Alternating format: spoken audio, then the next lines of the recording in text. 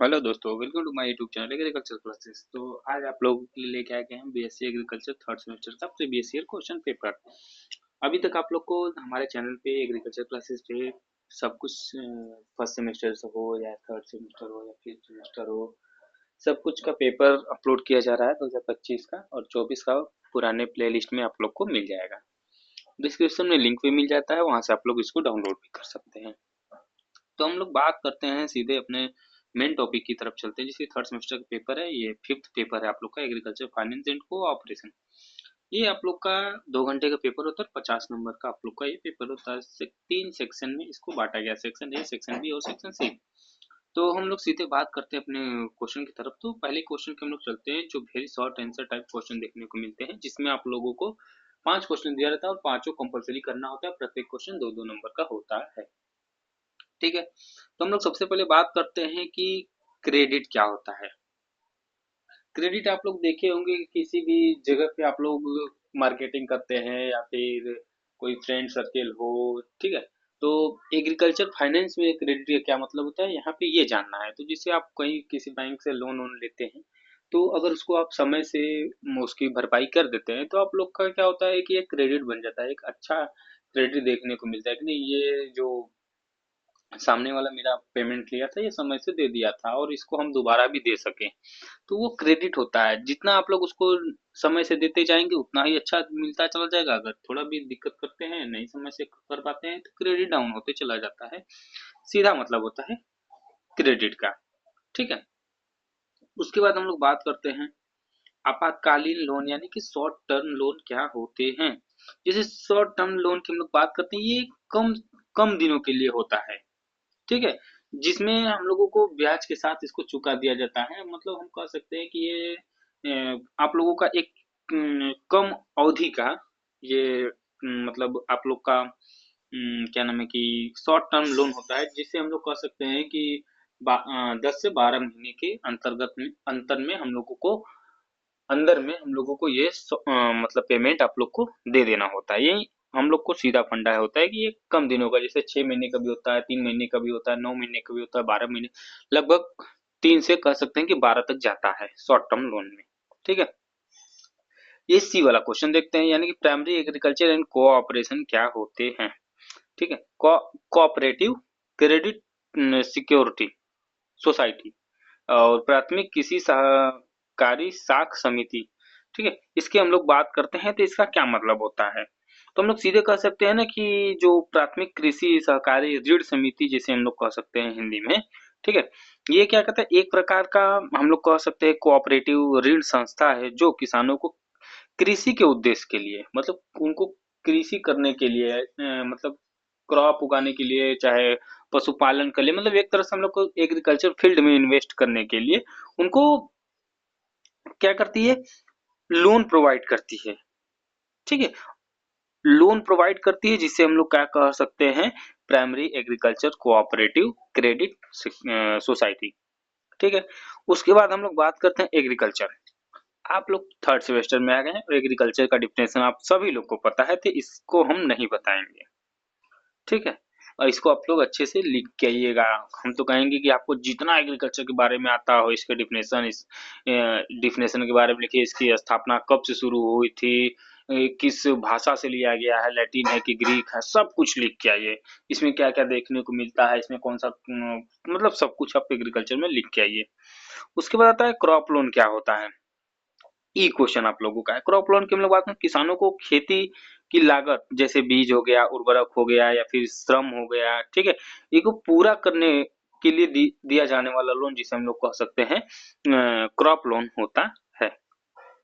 ठीक है, उसके बाद हम लोग बात करते हैं सेक्शन बी में, शॉर्ट आंसर टाइप क्वेश्चन देखने को इसमें मिलता है। इसमें हम लोग क्या करते हैं कि सेक्शन बी का ये है, इसमें हम लोगों को 5 से 6 क्वेश्चन दिया होता है और हम लोग को 4 क्वेश्चन करना होता है। प्रत्येक क्वेश्चन 5-5 नंबर का देखने को मिलता है और ये 20 नंबर का पेपर हो जाता है। सीधा हम लोग का दिया है पहला कि describe the 3 R of credit, यानी कि 3 R क्या होता है। तो इसका मतलब सबसे बढ़िया है कि देखिए, रीपेमेंट, ठीक है, रिस्क और रिटर्न। सीधा मतलब ये होगा, जो हम लोग का रीपेमेंट का मतलब क्या होता है, ठीक है, और उसके बाद क्या होता है, रिस्क क्या होता है और रिटर्न क्या होता है। पूरा 3R का यही मतलब है, रीपेमेंट, रिस्क और रिटर्न। इसको आप लोग जितना ज्यादा में लिख सकते हैं, इसलिए कि ये 5 नंबर का क्वेश्चन, तो इसको आप लोग को पांच कम से कम 2 पेज 3 पेज तक तो आप इसको आप लोग लिख सकते हैं, ठीक है। जैसे हम बता देते हैं रीपेमेंट का क्या मतलब है, इसको हम लोग दोबारा चुका देते हैं, ठीक है। मतलब इसको हम क्या कहते हैं, ऋण लेने वाले को ऋण चुकाने की क्षमता होनी चाहिए और अच्छे से इसको दे सके, रिपेमेंट कर सके। उसके बाद आता है जोखिम, यानी कि रिस्क। अगर जो पेमेंट लेता है या फिर देता है तो उसके अंदर रिस्क लेने की भी क्षमता होनी चाहिए। रिटर्न, ऐसा नहीं है कि किसी को हम पेमेंट देते वो भाग जाए, ऐसा भी नहीं होना चाहिए। उसको रिटर्न करने की भी ब्याज के साथ उसको कितना परसेंट ब्याज पे ले रहा है और कब वो रिटर्न कर सकता है, ये भी हम लोगों को ध्यान देना होता है। 3R का सीधा सा मतलब ये देखने को मिल जाता है। उसके बाद हम लोग की बात करते हैं क्षेत्रीय ग्रामीण बैंक क्या है, what is the regional rural bank. ये क्या होते हैं, इसको हम लोग कह सकते हैं ना कि आरबीआई, आरबीआई देखे होंगे, sorry RRB, regional bank, rural bank जो होता है, भारत में एक प्रकार का बैंक है जो ग्रामीण क्षेत्रों में कार्य करता है। क्या करता है, ग्रामीण क्षेत्रों में देखने को मिलता है, ये उसका कार्य होता है। ग्रामीण आबादी को आबादी को ग्रामीण सेवाओं को ऋण प्राप्त करने के लिए इसकी मात्रा मतलब इसकी योगदान दिया जाता है, इसलिए इस बैंक को चालू किया गया है, ठीक है। अब आगे की तरफ हम लोग चलते हैं, जो कि हम लोगों का सी क्वेश्चन है। इसमें हम लोग देखते हैं भारत में कृषि वित्त की समस्याओं को व्याख्या करना है, यानी कि explain problem of agriculture finance in India. मतलब भारत में जो कृषि वित्त जो होते हैं, ठीक है, उसमें व्याख्या हम लोग को, उसकी समस्या कौन कौन सी समस्या आ जाती है उसकी हम लोगों को व्याख्या करना है, ठीक है। तो हम लोग सीधे बात करते हैं, जैसे कि किसान को ऋण प्राप्त करने में आने वाली समस्याएं होती है। बैंक में जाता है, कुछ लोग मिल जाते हैं पेमेंट लेने के लिए, ये ऐसे फॉर्म भरिए, यहाँ फॉर्म भरिए, इतना पेमेंट चाहिए। बहुत सारी समस्याएं आप लोग को देखने में मिलती है, जिनमें अपर्याप्त संस्थाएं ऋण नहीं दे पाती हैं, ठीक है। उच्च ब्याज दरें देखने को मिलती है, मतलब बहुत ज्यादा उन लोगों को ब्याज देखने को मिल जाता है। कुछ प्रक्रियाएं होती हैं जो किसान कर नहीं पाते हैं, अनौपचारिक चैनलों की समिति में तक पहुंच जाते हैं। मतलब जहां हम लोग को 2-3% 4% ब्याज मिलना चाहिए, लगना चाहिए, वहां हम लोग 10% 20% तक ब्याज देके अपने काम को कर रहे हैं। तो ये सब वो सब समस्याएं हैं किसानों की, ठीक है। उसके बाद हम लोग बात करते हैं explain details about lead bank scheme, यानी कि अग्रणी बैंक योजना के बारे में विस्तार पूर्वक व्याख्या करिए। तो हम लोग बी क्वेश्चन की अगर हम चलते हैं, तो हम लोग देख लेते हैं कि जो आरबीआई होती है, लीड बैंक हम लोग कह सकते हैं, सॉरी स्कीम, इसमें स्कीम की हम लोग की बात करना है ना। तो स्कीम जो लैंड बैंक स्कीम जो आई थी, ये कब आई थी, 1969 में आरबीआई द्वारा शुरू की गई योजनाएं है, एक योजना थी, ठीक है, मतलब अभी भी चलती है। और इसमें एक जिले में एक लीड बैंक बैंकिंग गतिविधि के संबंध वित्तीय समावेश बढ़ाया जाता है। प्राथमिक वाले क्षेत्रों में पर्याप्त ऋण प्रवाह सुनिश्चित करने की नियुक्ति किया जाता है, जैसे district level coordinator, coordination, financial inclusion, ठीक है, और क्रेडिट प्लानिंग, या फिर हम लोग कह सकते हैं कि ये सब क्रिया जो होती है ये लीड बैंक होती है, और ये किसानों को स्कीम के तहत दिया जाता है। उसके बाद आता है कृषि साख प्रणाली के रिजर्व बैंक के योगदान का वर्णन कीजिए। Explain the role of Reserve Bank in agriculture credit system, ठीक है। इसकी हम लोग बात करते हैं, जैसे कि कृषि आप लोग को पता है, ठीक है, एग्रीकल्चर के बारे में आप लोग को अच्छे से पता है। तो हम लोग कह सकते हैं कृषि में जो ऋण होती है उसकी बहुत बहुत अच्छी भूमिका देखने को मिलती है, बहुत बड़ा रोल प्ले करती है, ठीक है। जिसमें ऋण प्रवाह को नियमित नीतियां निर्धारित करते हैं और ग्रामीण क्षेत्रों को वित्तीय समावेश सुनिश्चित करना शामिल होता है। जैसे हम लोग कह सकते हैं ना, monitoring credit policy in rural area, promoting financial education, inculcation, ठीक है, ये सब हम लोग को देखने को मिले, यानी कि कह सकते credit flow of to agriculture, ये सब हम लोग को देखने को मिल जाता है। उसके बाद हम आगे की तरफ चलते हैं, जो कि कृषि साख के महत्वपूर्ण वर्णन कीजिए, जो describe the importance of agriculture credit.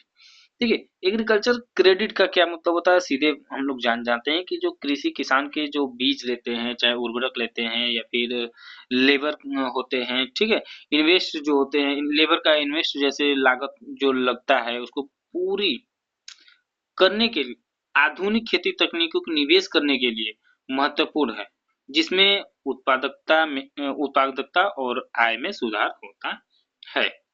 ठीक है, उसके बाद हम लोग बात करते हैं क्या क्या इंपॉर्टेंस तो इसका क्रेडिट का बहुत है एग्रीकल्चर में। ठीक है, और आप लोग को जितना आ सके उतना ज्यादा ज्यादा मात्रा में लिखिए।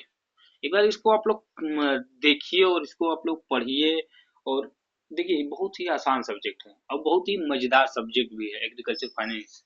ठीक है, पढ़ेंगे एक बार में सब समझ में आएगा और अच्छे से आप लोग लिख के भी चले आएंगे, और इसमें परेशान होने वाली की कोई बात ही नहीं है। अगर कोई डाउट होता है तो हमको आप लोग कमेंट कर सकते हैं, कमेंट बॉक्स खुला रहता है और वहां से मैं आप लोग के डाउट को जरूर क्लियर कर देता हूँ।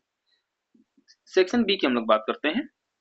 इसमें आप लोग को 10 नंबर का क्वेश्चन होता है और 2 क्वेश्चन करना होता है, और इसमें 3 से 4 क्वेश्चन आप लोग को दे दिया जाता है और 500 वर्ड में इसको लिखने को मिलता है। वही हम लोग सेक्शन सी की बात करते हैं और तीसरे का पहला की बात करते हैं, what do you mean by cooperation, describe about the structure, form and organisation of cooperation in India. तो इसकी हम लोग बात करते हैं कि क्या होते हैं। ठीक है, तो जैसे कि हम लोग बात करते हैं कि जो सहकारी, जिसे सहकारिता कहा जाता है, ठीक है, का अर्थ है आपसी लाभ को मिलकर काम करना। अक्सर सहकारी समितियां और जैसे संगठनों के माध्यम से हम लोग करते हैं। जैसे हम लोग बात करते हैं किसी भी कार्य को करने के लिए हम लोग को सपोर्ट की जरूरत होती है, कोई पार्टनर मिल जाए तो हम लोग अपना काम अच्छे से कर पाते हैं। तो ये एक कह सकते हैं कोऑपरेट करने की मदद। बिना कोऑपरेट के आप लोग कोई भी काम करने में बहुत सारा नुकसान देखने को मिलता है, और नहीं भी कह सकते हैं कि बहुत नहीं के बराबर काम भी होता है। इसलिए हम लोग को कोई भी काम करने के लिए कोऑपरेट करना होता है। बैंक कोऑपरेट करती है, स्कूल कोऑपरेट करते हैं, मेडिकल कोऑपरेट करते हैं, हम लोग भी कर सकते हैं। किसान भी कोऑपरेट करें तभी वो अपना कर सकते हैं। सब्जी मंडी देखिए आप लोग, वहां भी कोऑपरेट किया जाता है। मतलब स्टूडेंट आपस में कोऑपरेट करके चलते हैं, सीनियर जूनियर आपस में कोऑपरेट करके चलते हैं। तो हम लोग को कोऑपरेट करने की आवश्यकता होती है। इसी तरह इसमें भी आप लोगों को देख लिख के आना है।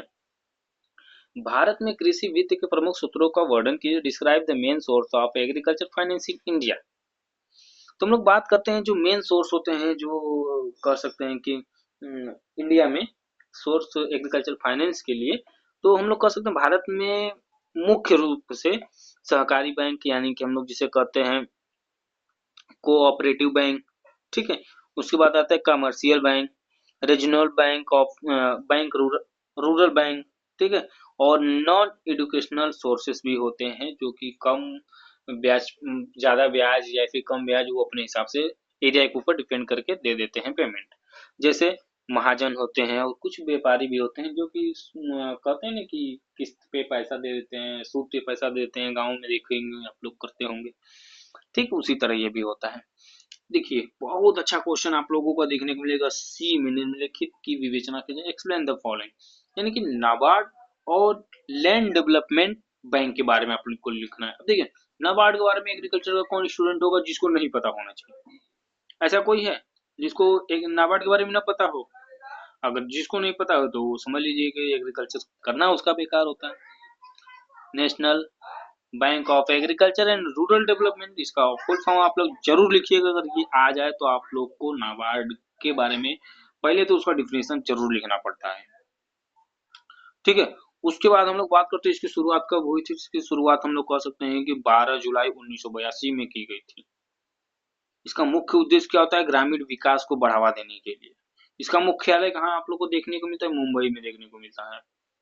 तो इसके हम बताएंगे तो ये बहुत लंबा चला जाता है, तो आप लोग इसको देख लीजिएगा। उसके बाद इसके कार्यालय की हम लोग बात करते हैं। इसके एक 31 एक आप लोग के देखेंगे कार्यालय देखने को मिलते हैं। जिला विकास प्रबंधक में 415 होते हैं। प्रशिक्षण संस्था कितने हो? 4 संस्था होती हैं। नाबार्ड के अंदर महत्वपूर्ण जो योजना आती हैं, देखिए जैसे हम लोग बात कर सकते हैं, किसान क्रेडिट कार्ड केसीसी हो जाता है, रुपे कार्ड आरकेसी हो जाता है, और ग्रामीण नवचाप के लिए आरआईएफ हो गया। तो ये सब बहुत सारे स्कीम इसके अंतर्गत आती हैं, और नाबार्ड के बारे में तो आप लोग को सभी एग्रीकल्चर स्टूडेंट को भी पता होना चाहिए। उसके बाद हम लोग बात करते हैं जो क्या है हम लोग का भूमि विकास बैंक, यानी कि लैंड डेवलपमेंट बैंक। ये क्या होता है? यह कह सकते हैं एक प्रकार का सहकारी बैंक जो किसानों को भूमि विकास, सिंचाई, अन्य कृषि कार्यों के लिए दीर्घकालीन ऋण प्रदान करता है, मतलब थोड़ा लंबे समय के लिए लोन देता है। किसको? किसानों को, ताकि वो अपना इरिगेशन का प्रोजेक्ट कर सके, या फिर लैंड का इम्प्रूवमेंट, लैंड को खरीद सकें, फार्म को मैकेनाइजेशन करवा सकें, other long term agriculture investment वो कर सकें, इसलिए उनको दिया जाता है। ये सब तो बहुत ही आसान क्वेश्चन है, और ये सब तो आप लोग को अच्छे से आना चाहिए।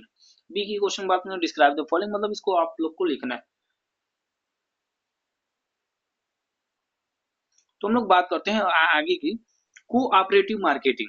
देखिए मैंने आपको बताया था ना, स्कूल हो, कॉलेज हो, चाहे हर जगह पे आप लोग को देखेंगे कि कॉपरेट जरूर करना होता है। तो यहाँ भी आप लोग कॉपरेट की देख रहे हैं, कॉपरेटिंग मार्केटिंग के बारे में हम लोग बात करते हैं। अभी आप लोग 5th सेमेस्टर में आएंगे तो आप लोग को एग्रीकल्चर फाइनेंस का भी, एग्रीकल्चर मार्केटिंग का भी आप लोग को सब्जेक्ट देखने को मिलेगा। अभी एक इकोनॉमिक्स बहुत अच्छा खासा आगे आप लोग को देखने को मिलेगा, वहां से आप लोग इसको पढ़ेंगे और क्लियर होता चला जाएगा, एक एक पॉइंट क्लियर होता चला जाएगा। तो हम लोग सबसे पहले बात करते हैं जो कोऑपरेटिव मार्केटिंग के बारे में। एक ऐसी प्रणाली है जहां पे किसान सहकारी की समिति के माध्यम से अपनी उपज विपणन, यानी कि ताकि बेहतर कीमतों पर और मिल सके, इसके लिए किया जाता है। यानी कि हम लोग क्या कर सकते हैं, कोऑपरेट करते हैं। तो अब जैसे मार्केटिंग के बारे में हम लोग बात करते हैं, जैसे हम कहीं सब्जी लेने जाते हैं, या फिर कोई मेडिकल पे जाते हैं, चाहे किसी स्टोर पे जाते हैं, कहीं भी जाते हैं, जनरल स्टोर पे भी हम लोग जाते हैं, तो अगर उनके पास कोई सामान नहीं रहता है, कोई मेडिसिन नहीं रहती है, कोई बुक नहीं रहती है, तो वो क्या करते हैं, किसी दुकान से मंगा के दे देते हैं। तो ये आपस में क्या कर रहे हैं, कोऑपरेट कर रहे हैं, ये उनकी हेल्प कर रहे हैं, वो इनकी हेल्प कर रहे हैं, तो ये क्या कर रहे हैं, कोऑपरेट करते हैं। ये होती है कोऑपरेटिव मार्केटिंग। ठीक है। हम लोग देखते हैं कोई अगर सामने वाला कॉपरेट करना चाहता है तो हम लोग कर लेते हैं, चलो भाई ठीक है, तुम भी कॉपरेट कर रहे हो, हम भी कॉपरेट कर रहे हैं, किसी भी कार्य को हम लोग आसानी से कर सकते हैं। तो ये कॉपरेट करना बहुत जरूरी होता है। उसके बाद आता है सेवा। सेवा सहकारी समिति यानी कि सर्विस कोऑपरेटिव सोसाइटी क्या होती है? तो हम लोग बात करते हैं, एक प्रकार की सहकारी समिति है जो अपने सदस्यों को भंडारण के लिए, स्टोर करने के लिए, ठीक है, processing, marketing, input supply, member, इस सभी सेवाओं को प्रदान की जाती है। ठीक है। जैसे अब प्रोसेसिंग में कोई मदद करता है, कोई स्टोर मतलब स्टोरेज करता है। तो ये सब हर जगह का अलग अलग कोऑपरेटिव सिस्टम होता है, देखने को मिलता है। मार्केटिंग सपोर्ट होता है, ठीक है, इसमें स्टोरेज एंड वेयर हाउसिंग भी होती है। इनपुट सप्लाई मतलब सीड हो गया, फर्टिलाइजर हो गया, प्रोसेसिंग फर्टिलिटी भी हो जाती है, सब कोऑपरेट के माध्यम से चलता है। एक दूसरे को सभी लोग कोऑपरेट करते हैं, और सहकारी की समिति के द्वारा, सेवा सहकारी समिति के माध्यम से ये चलता रहता है। तो ये एग्रीकल्चर फाइनेंस कोऑपरेटिव बहुत अच्छा सब्जेक्ट है दोस्तों, और ये हम आप लोग को बता देते हैं। इसका पीडीएफ के लिए आप लोग को बहुत ज्यादा परेशान होने की आवश्यकता नहीं है। डिस्क्रिप्शन में एक बार खोलिए, डिस्क्रिप्शन में आप लोग को लिंक मिलेगा, वहां से आप लोग इसको डाउनलोड कर सकते हैं। और कोई डाउट हो तो आप लोग कमेंट जरूर करिएगा। ठीक है दोस्तों, मिलते हैं नेक्स्ट वीडियो में, तब तक के लिए जय हिंद, जय भारत।